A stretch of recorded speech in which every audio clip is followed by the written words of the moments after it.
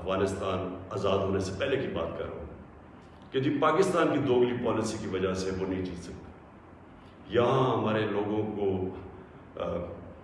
بار بار کہا گیا کہ ڈو مور، کہ ابھی آپ نے اور نہیں کیا. ڈرون اٹیکس ہوئے،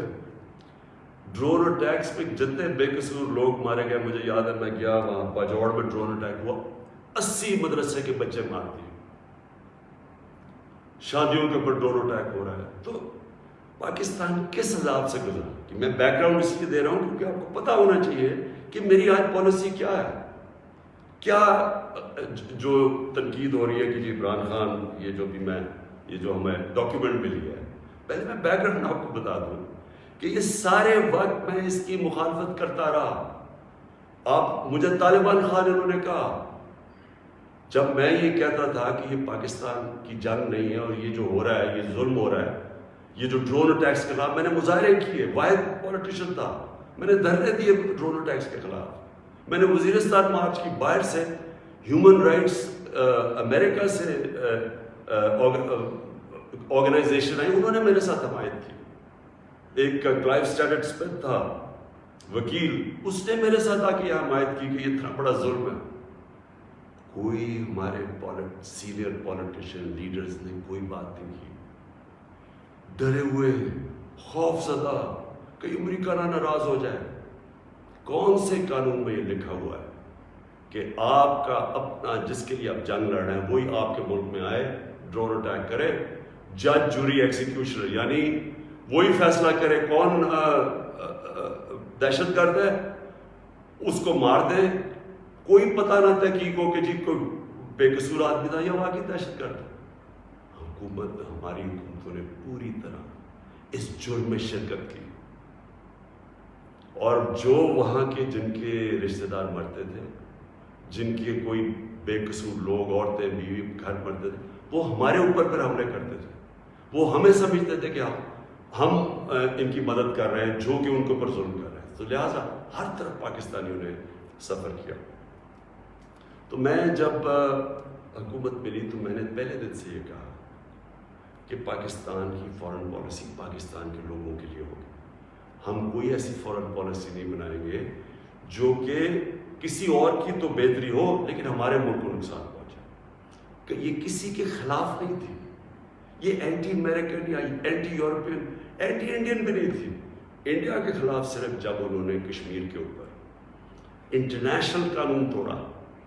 جب انہوں نے کشمیر کا سٹیٹس لیا 5 اگست 2019 میں، تب میں نے ان کے خلاف بات کی اور ہر فورم پہ کی. لیکن میں نے کوشش اس سے پہلے پوری کی ہندوستان سے دوستی کی. تو میں آج جو آپ کے پاس یہ ساری بات کرنے کے لیے اس لیے آیا ہوں کہ ابھی ہمیں 8 مارچ کو یا اس سے پہلے 7 مارچ کو ہمیں ایک امریکہ نے باہر سے ملک میں نام مطلب میرا کہ کسی اور باہر سے ملک سے ہمیں میسج آتی ہے، اور میں اس لیے آپ کے سامنے یہ میسج کی بات کرنا چاہتا ہوں اور میں اس لیے لائیو بھی کر رہا ہوں کہ یہ ایک کسی آزاد ملک کے لیے جس طرح کی ہمیں میسج آئی ہے، یہ ہے تو پرائم منسٹر کے خلاف ہی سر، لیکن یہ ہماری قوم کے خلاف ہے. مجھے جو اس سے سب سے زیادہ تکلیف ہے وہ یہ نہیں ہے کہ یہ اس میسج پہ واضح یہ لکھا ہوا ہے کہ جناب اگر یہ جو عدم اعتماد، اور ان کو پہلے سے ہی پتا تھا، ابھی اعتماد یا درج نہیں ہوئی تھی، ان کو پہلے سے ہی پتا چل گیا کہ عدم اعتماد کی آ رہی ہے پاکستان کے اندر، یہ اپوزیشن رکھنے لگی. تو اس کا مطلب کہ یہ جو ہو رہا تھا یہ پہلے سے ہی ان کے باہر کی لوگوں سے رابطے تھے.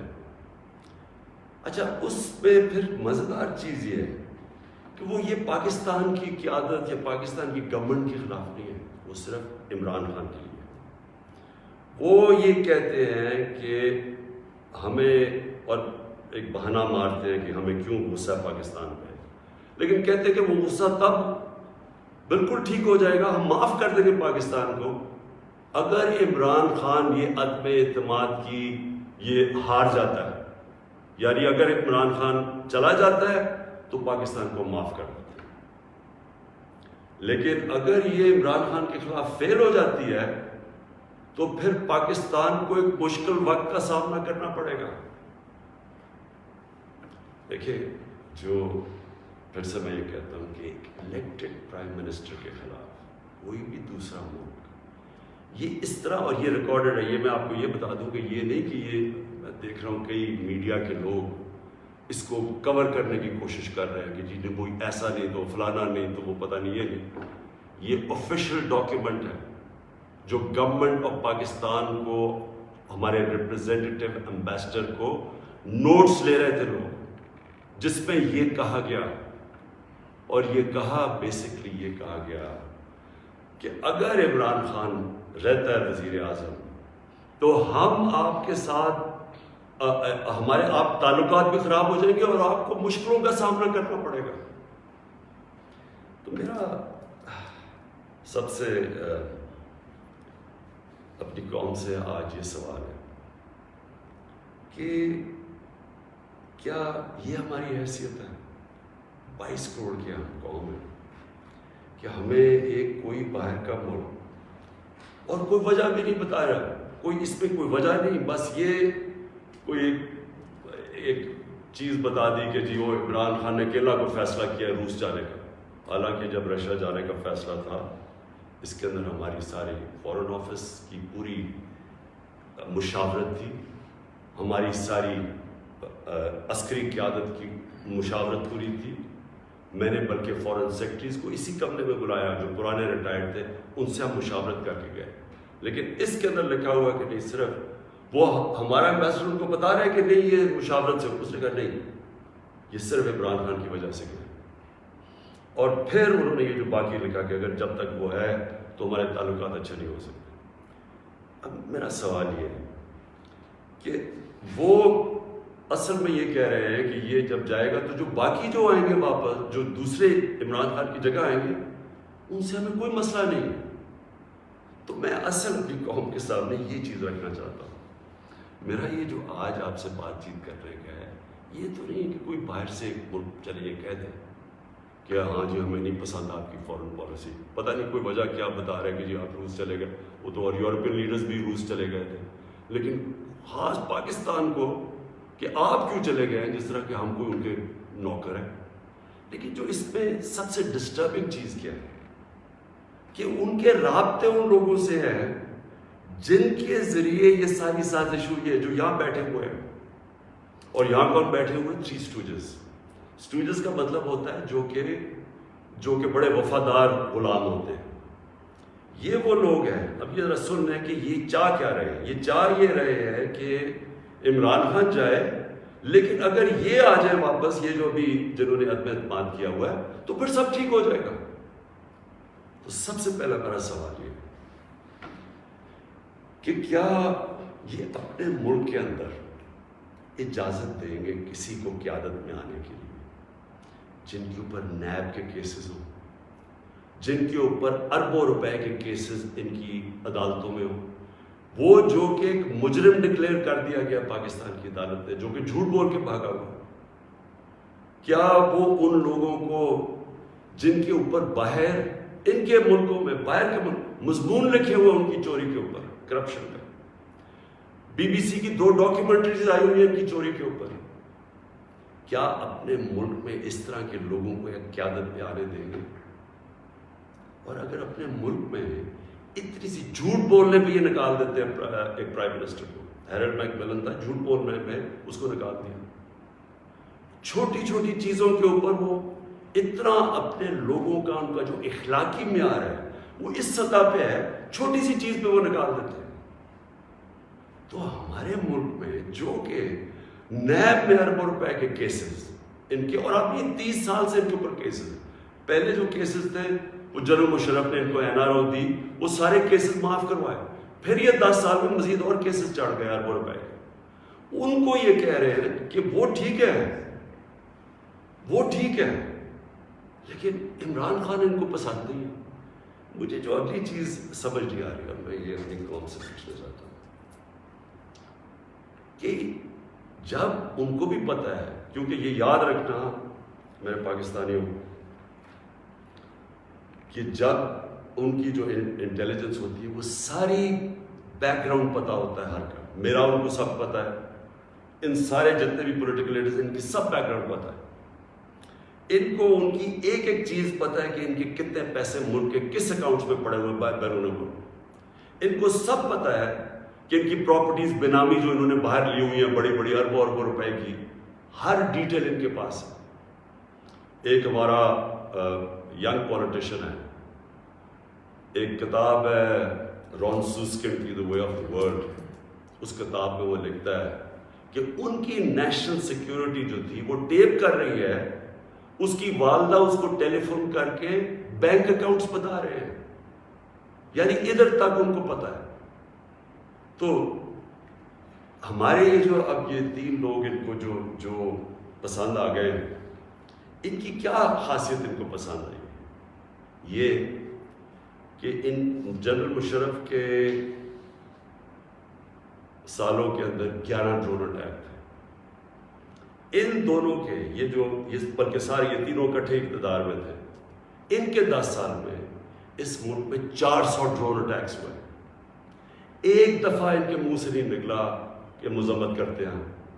حامد کرزئی مجھے یاد ہے افغانستان میں جب ان کے ڈرون اٹیک یا وہاں بمباری سے افغانستان کے بے قصور لوگ مرتے تھے، وہ مذمت کرتا تھا،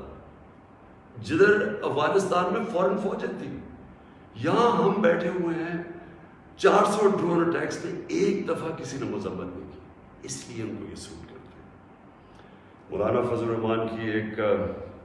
وکی لیکس کیا تھی کہ ایک جس طرح پینما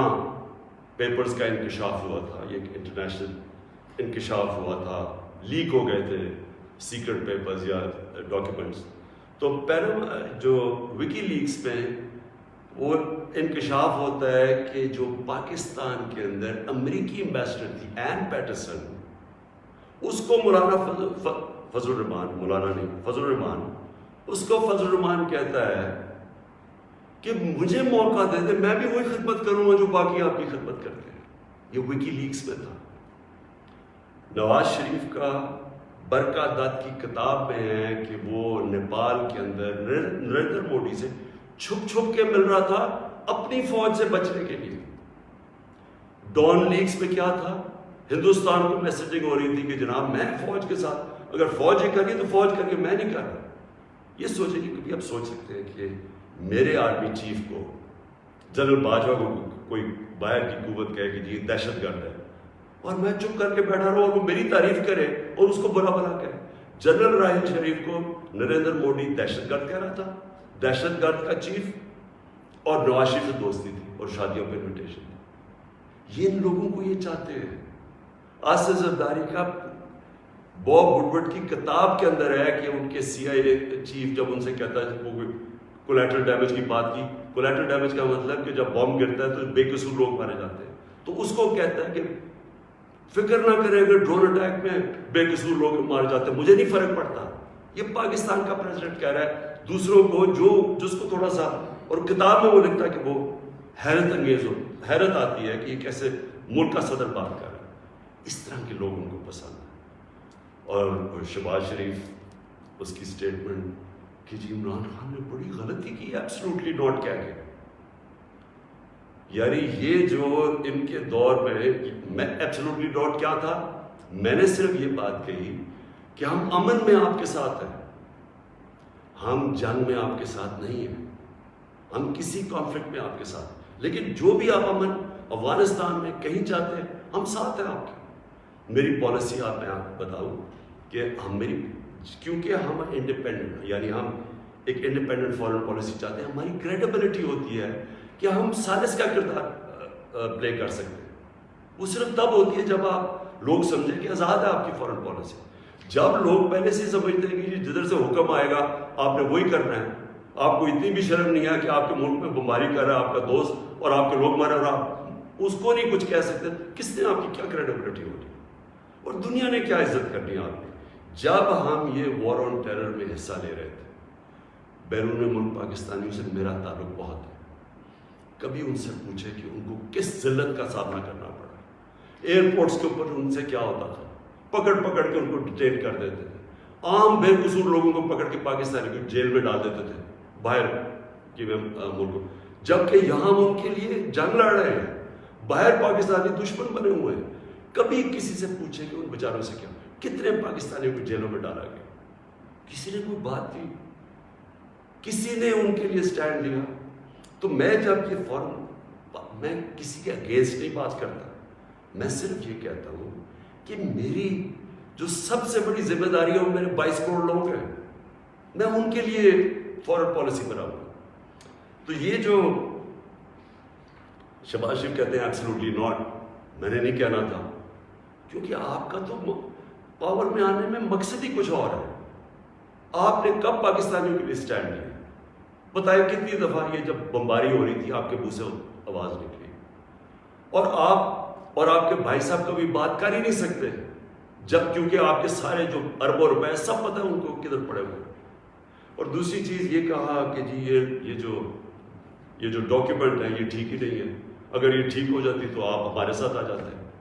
تو آج نیشنل سیکورٹی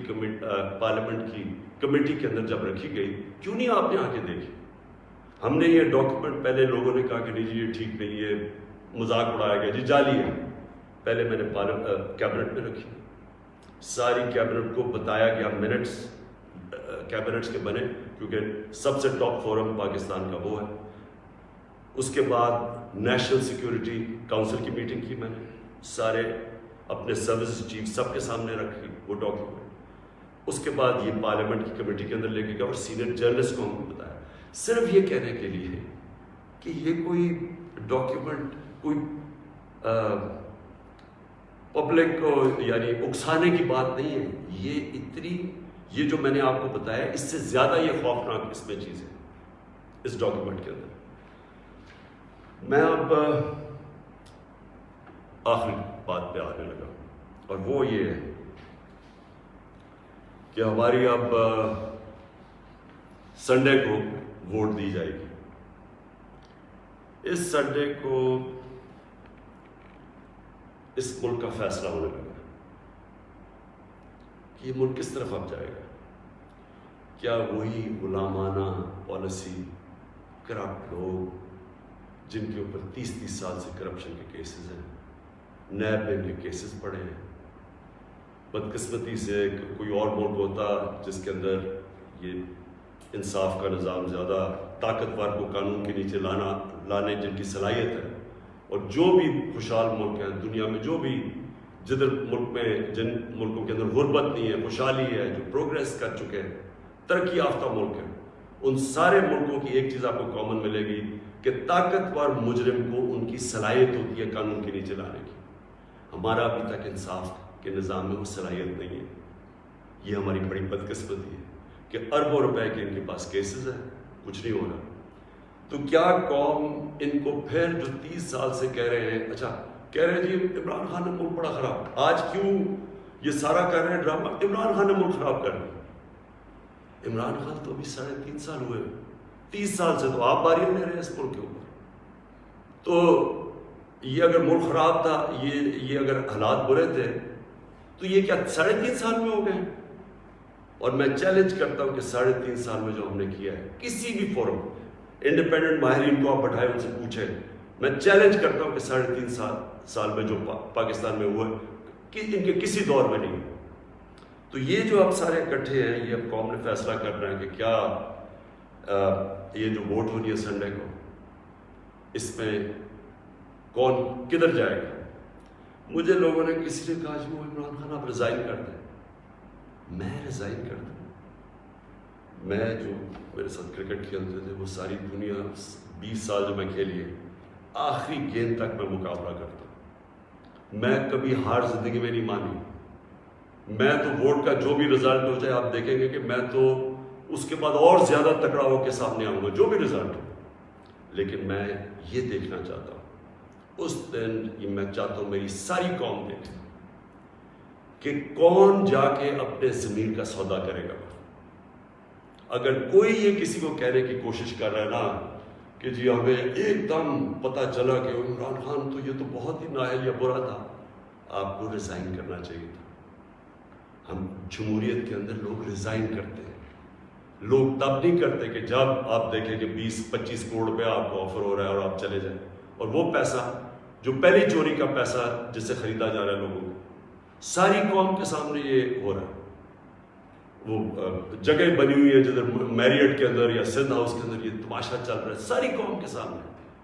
میں تو یہ پوچھنا چاہتا ہوں کہ ہمارے نوجوانوں کو ہم آج کیا سبق دے رہے ہیں، ہم کیا ان کو بتا رہے ہیں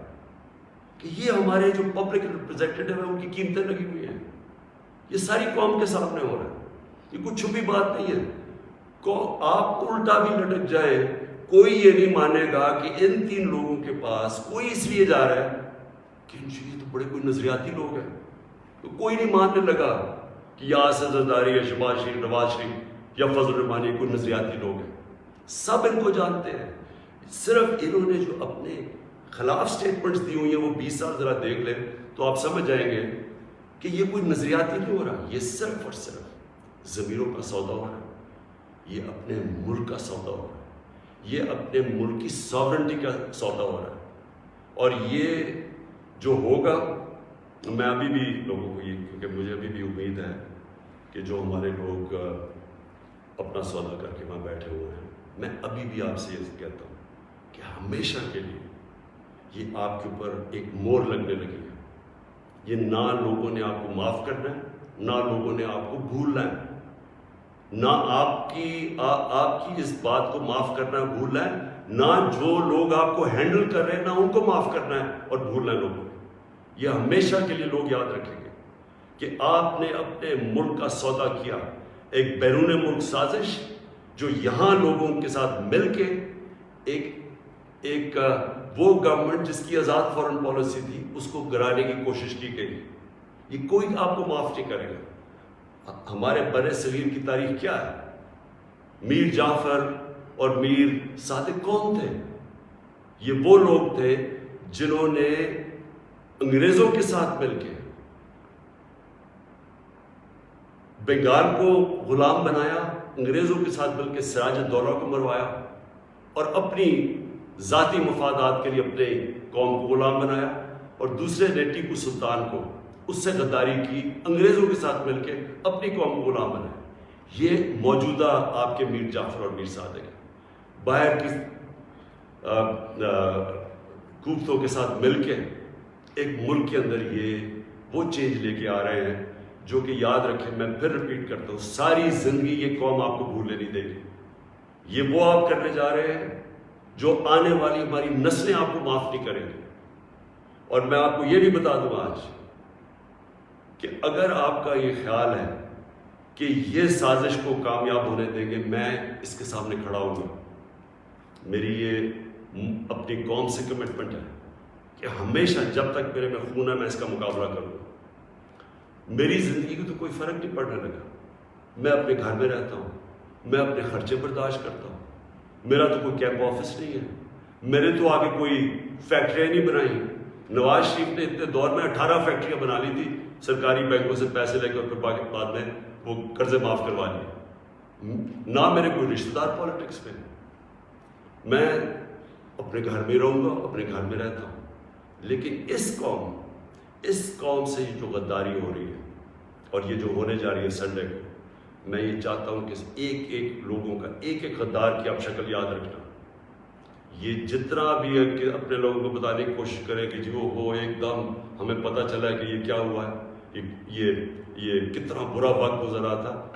لوگ آپ کی کوئی بات ماننے نہیں لگے۔ یہ قوم جو ہے، میں پھر سے ریپیٹ کرتا ہوں آپ کو، میں آخری بات کہنے لگا ہوں، یہ قوم نہ یہ بھولے گی، نہ آپ کو معاف کرے گی، نہ جو لوگ آپ کے پیچھے ان کو معاف کرے گی۔ اور یہ اگر آپ کا کسی کا خیال ہے کہ عمران خان چپ کر کے بیٹھ جائے گا، کسی خوش فہمی میں نہ رہے۔ میرے میں اللہ نے مقابلہ کرنے کی صلاحیت دی ہے، ساری زندگی میں نے مقابلہ کیا ہے۔ میں کوئی وہ آدمی نہیں جس نے بیٹھے بیٹھے کسی نے پرچی دکھائی کہ جی مجھے تو پرچی میں پارٹی وراثت میں مل گئی ہے، یا میرا کوئی باپ کچھ تھا، یا میرا کوئی فلانا کچھ تھا، یا میں سریا لگاتے لگاتے جنرل جلانی کے گھر پہ مجھے کوئی وزارت مل گئی اور چیف منسٹر. میں نے